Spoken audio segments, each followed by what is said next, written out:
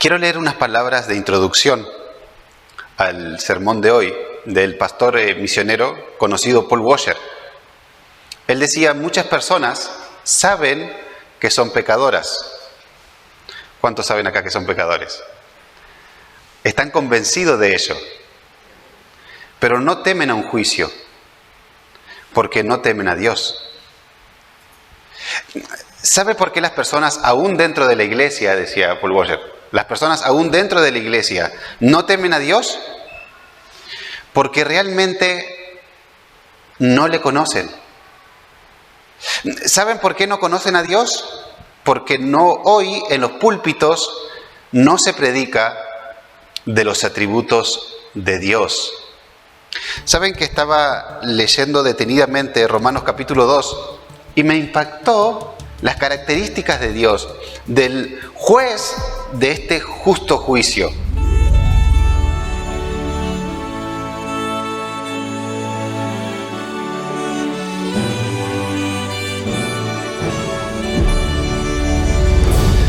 Bueno, vamos a hablar de las características de este juez del justo juicio. Y la primera es que es digno. Él es digno. Y ¿saben que una de las cosas que nosotros usamos como excusa para que no nos acusen de pecado es que ese no es digno para acusarme? Fíjense qué hace la gente del mundo. ¿Quién va a la iglesia? La iglesia está llena de gente sin vergüenza, de pecadores, ¿no? Yo conozco a esos hermanitos, dicen, antes era un mujeriego, antes era un borracho, no sabés la vida desordenada que tenía esa. Pero ¿qué pasó si de verdad se convirtió esa persona? Su vida cambió radicalmente. Pero bueno, de eso no se van a fijar. ¿Por qué? Porque el que los juzga de que se arrepientan de sus pecados y que vengan a Jesucristo no es digno. Ahora, entre la cultura evangélica hay algo todavía peor que lo que hacen la gente del mundo. Y es agarrar palabras de Jesús y torcerlas a conveniencia y darle una interpretación diabólica. ¿Qué decimos los evangélicos cuando vemos que desde el púlpito se acusa de pecado, cuando vemos que alguien usa discernimiento para decir este es un falso maestro y este es un verdadero predicador, cuando vemos que el hermano viene a decirme, mira, estás en pecado, no me juzgues porque serás juzgado, torciendo las palabras del Señor y dándole un significado diabólico? Estudie mejor el Sermón del Monte y fíjese lo que significaba que el Señor diga eso. Pero hacemos que el otro no sea digno de juzgarnos. Pero en el juicio sí que va a haber alguien que es digno. Y ese es Dios.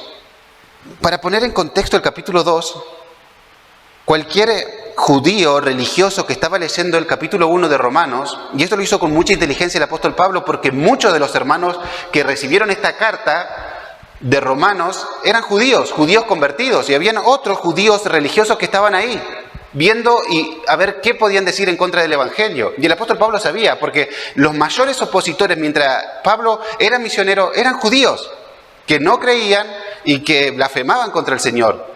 Entonces, un judío leyendo el capítulo 1 de Romanos se subía al estrado de juez. Y decía, sí, yo los voy a sentenciar a esto. Porque ¿qué nos dice el capítulo 1 de Romanos? Que la ira de Dios se revela desde el cielo ¿contra quiénes? Contra todos aquellos que se oponen a la verdad. ¿Y quiénes son esos? Bueno, son idólatras, son degenerados, son fornicarios, asesinos, aborrecedores de Dios. Y el judío contento ahí, sí, van a ser juzgados. Yo los podría juzgar a estas personas. Sin embargo, cayeron en la trampa, porque en el capítulo 2 empieza así. Por lo cual eres inexcusable, o sea, no tienes excusa.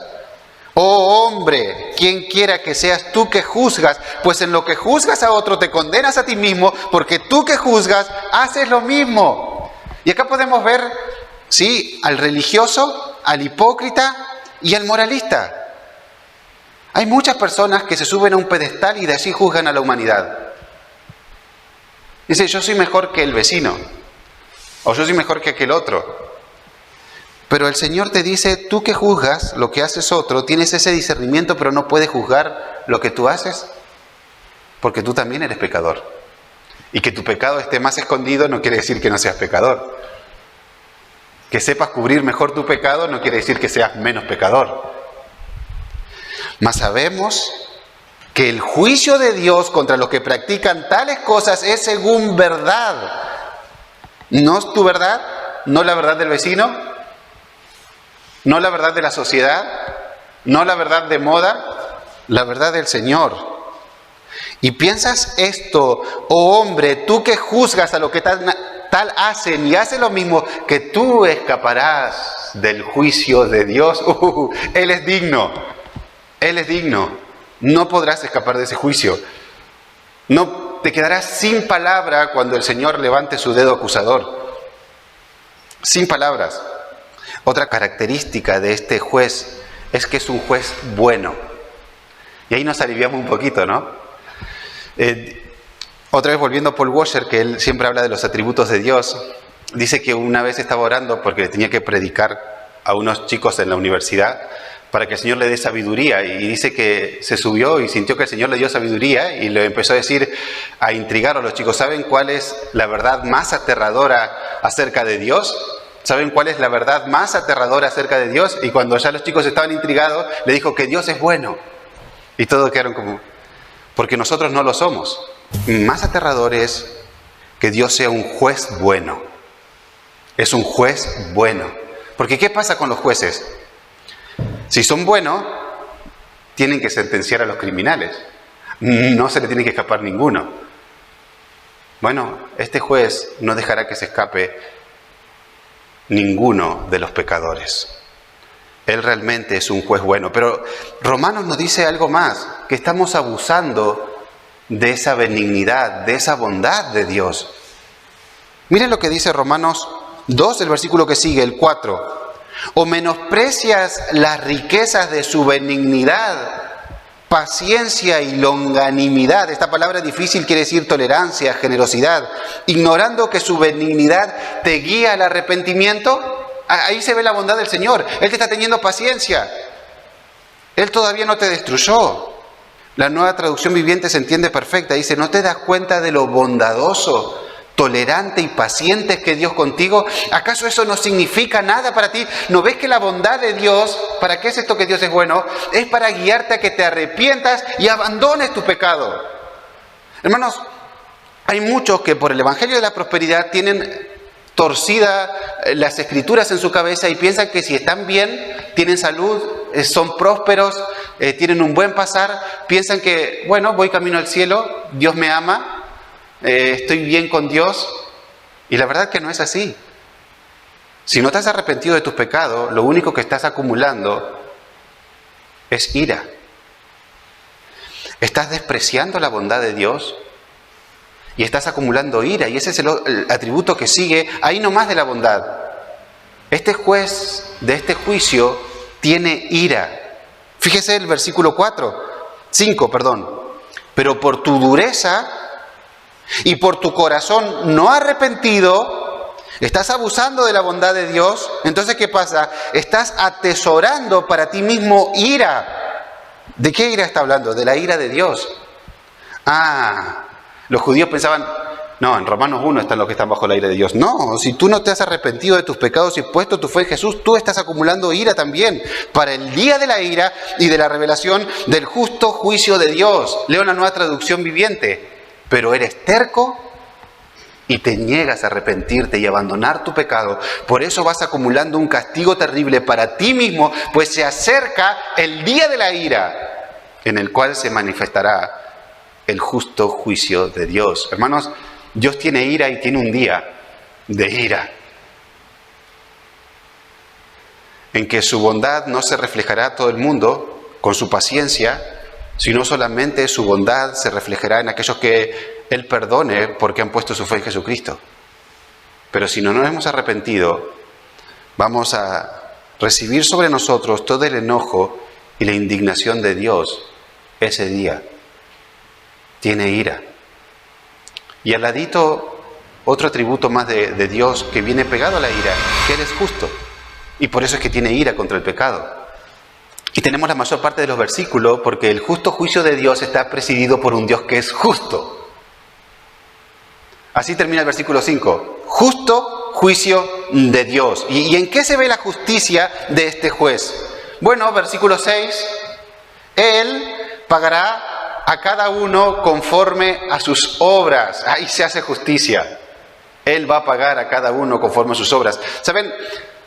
Muchas veces leemos acerca del infierno en metáforas, en alegorías, por parábolas, y pensamos, bueno, capaz que no sea tan así como se dice, pero realmente Dios va a pagar a todo conforme a sus obras.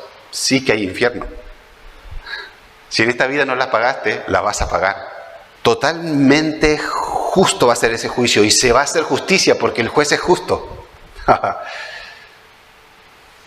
Las obras importan. Él va a dar vida eterna, dice el versículo 7, a los que perseverando en bien hacer, fíjense, ahí está, bien hacer, buenas obras, buscan gloria y honra e inmortalidad. Hay una tendencia de los estudios bíblicos modernos de decir que los cristianos no van a estar en el juicio. Hermanos, sí vamos a estar en el juicio. ¿Quiénes van a ser a estos que hacen bien y que Dios le va a dar vida eterna? Si no solo los que han puesto su fe en Jesús. Vamos a ser recompensados por nuestras buenas obras.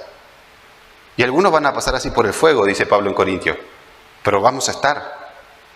Versículo 8. Pero ira y enojo a los que son contenciosos y no obedecen a la verdad, sino que obedecen a la injusticia. Tribulación y angustia sobre todo ser humano que hace lo malo. Al judío primeramente y también al griego.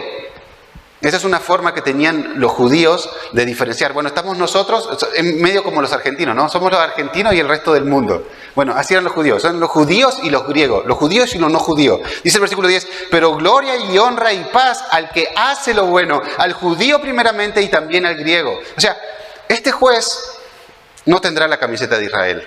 Sí, su pueblo amado es Israel. Pero ese día no tendrán un favor especial Israel. Será un juez imparcial, un juez justo. Y por más que haya tenido muchos privilegios Israel, fíjese el versículo 10, porque no hay acepción de personas para con Dios, es la palabra justicia en toda su expresión, no hay excepción de personas para con Dios. ¿Y en qué se nota esta imparcialidad? Dice, versículo 12, porque todos los que sin ley han pecado, sin ley también perecerán, y todos los que bajo la ley han pecado, por la ley serán juzgados. O sea, judíos que tuvieron tantos privilegios como tener la ley de Dios, cristianos que tuvieron tantos privilegios como tener la palabra de Dios, serán juzgados si no se arrepintieron de verdad. Porque no son los oidores de la ley ante los justos ante Dios, sino los hacedores de la ley serán justificados. Fíjese la importancia de las buenas obras. Hermanos, recalcamos y siempre decimos que somos justificados solo por fe y que es un regalo gratuito de Dios. Alguien podría tomar estos versículos que acabamos de leer y decirnos, no, la salvación es por obras. No, hermano, la salvación no es por obra. Estaríamos sacando de contexto de la Biblia estos versículos y de Romanos, que nos habla que la justificación es solo por fe, y como nos leyó hoy el hermano René, es solo por fe, es por gracia, pero evidencia de que tenemos la verdadera fe, la fe que viene con el Espíritu Santo por el nuevo nacimiento, es que esa fe va a producir obras. Por eso seremos juzgados por las obras. Los que realmente son creyentes van a tener obras en el juicio final. Dice el versículo 14, por cuanto los gentiles que no tienen ley hacen por naturaleza lo que es de la ley, estos, aunque no tengan ley, son ley para sí mismos, mostrando la obra de la ley escrita en sus corazones, dando testimonio a su conciencia y acusándoles o defendiéndoles sus razonamientos. ¿Qué está diciendo acá el apóstol Pablo? Miren, este juez es justo, te ha dado muchos privilegios, no te has arrepentido, tendrás mucho castigo. No te ha dado ningún privilegio, bueno, igual serás juzgado. Porque, hermanos, no somos juzgados nosotros porque escuchamos el Evangelio y no lo creímos. Principalmente somos juzgados porque somos pecadores. ¿Y qué pasa con ese que nunca escuchó de Jesús? Él es pecador. Y el Señor le dio la creación para que busque a Dios, para que diga, hay un Dios, y le puso la ley en su corazón, para que sepa que está infligiendo esa ley. Así que el que presidirá este juicio, este justo juicio, es un Dios justo. Y espero, hermanos, que estén bien sentados. Pobre Goga se paró justo. Porque la próxima característica puede aflojarnos las piernas. Este juez es Cristo. Es Cristo. Fíjese cómo termina este pasaje. Romanos capítulo 2, versículo 16. En el día que Dios juzgará por Cristo los secretos de los hombres conforme a mi evangelio. Esto es algo importante del evangelio. Hay un juicio. Y la cara visible en ese juicio es Jesucristo. Aleluya. Él es la imagen del Dios invisible. Y así como la Trinidad contiene cada uno, el Padre, el Hijo y el Espíritu Santo, tienen todos los atributos de Dios, Jesucristo tiene todos los atributos. Y Él será el que estará sentado en el trono, como nos leyó hoy la hermana Priscila. Y fíjese que Él es digno. Repasemos los atributos que estuvimos viendo. Él es digno. Apocalipsis nos habla de que Él es el único digno de abrir ese libro y desatar sobre las naciones los juicios. Y algo que sabemos, Él es bueno. No, eso lo sabemos todo. Pero, ¿no estás abusando de su benignidad? Algunos piensan que se van a poder acercar al juicio final como la mujer pecadora traída por los fariseos.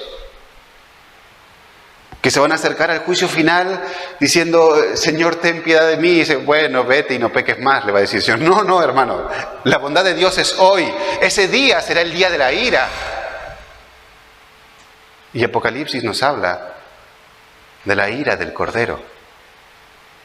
Sus enemigos gustarán la ira del Cordero. ¿Y qué pasa con su justicia? Él es justo. Si hubo un hombre en esta tierra digno de levantar su dedo acusador hacia nosotros, ese es Jesús, el único digno, justo y puro en todo. Pero ¿sabe qué? Hay un consuelo para los que realmente nos hemos arrepentido y puesto nuestra fe en Jesús. Vamos al juicio. Vayamos entrando a ese juicio. Romanos 8:34. ¿Quién es el que condenará? Cristo es el que murió. La versión textual del griego dice, ¿Cristo? ¿Él te va a condenar? ¿El que murió? Más aún, el que también resucitó, el que además está en la diestra de Dios, el que también intercede por nosotros. Hermanos, Él es nuestro juez y nuestro abogado. Creo que ese es el fin de la palabra, que con esta contemplación santa, con un temor reverente y con gran expectación, caminemos esta vida, sabiendo que si se hace justicia, terminará en un juicio. En un juicio donde solamente aquellos que hayan recibido la justicia de Cristo podrán prevalecer.